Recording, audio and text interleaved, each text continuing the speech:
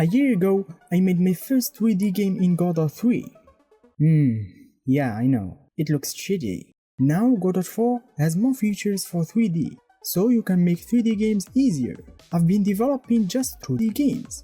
I mean really simple 2D games. Why don't I develop a 3D game using Godot 4 to see how Godot deals with 3D in the 4.x versions? I know nothing about 3D in Godot, so I followed a playlist from the BonCG channel about making a 3D platformer in Godot 4. I really recommend you to watch this playlist if you are new to Godot and want to develop a 3D game.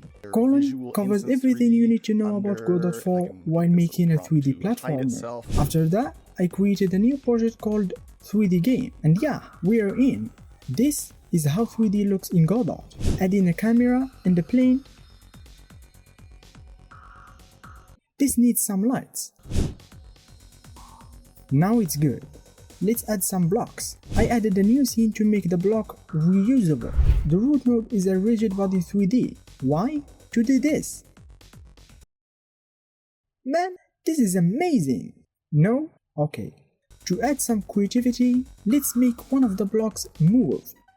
In a new scene, I added the same nodes as the block node, but the root is a character body 3D. To make the block move, we just need to click here, here, and voila!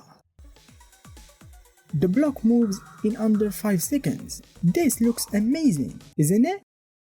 Then I added fake coins you can't collide with. You know, that's a coin. To make the coin disappear when the block touches it, we need signals. Signals are one of the most Godot's powerful features. So I connected the body entered signal to the coin script. If a body entered the area of the coin gets queue free or removed from the scene. Just like that. The games look shitty, so let's fix that.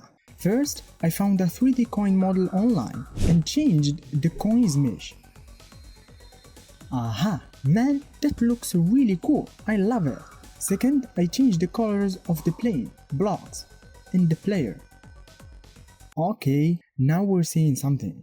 To make the game look even better, I added a world environment node, then a new environment, set the background to a sky, added a new sky, and finally a new pseudo sky material. After trying some colors, this is the result. Man, what a piece of art I've just created! The black background on the ground adds depth. It looks really cool. I tried enabling effects like SSR and SSAO, but they didn't show up on my computer. I think it is because of the Valkyrie renderer. My GPU doesn't support Valkyrie. If you know how to fix this, I appreciate it if you tell me in the comment section.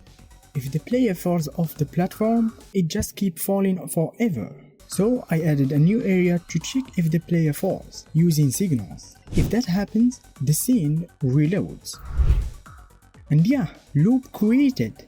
To track collected coins, I added a global script using autoload in the project settings.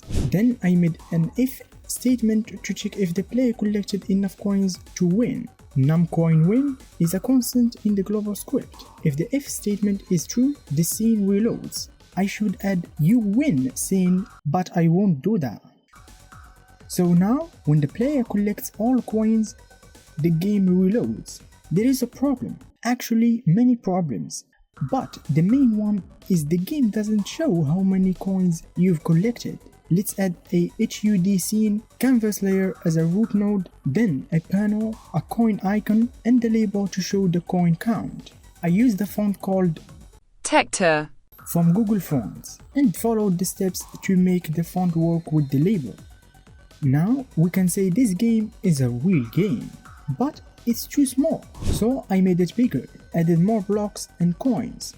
We can officially say we made a real 3D game in Godot. I loved making this 3D game. Honestly, 3D is more fun than 2D for me. 3D makes you feel like you did something. This game made me feel like I created something real. What about you guys? If you want to know what to use Godot or Unity, watch this video.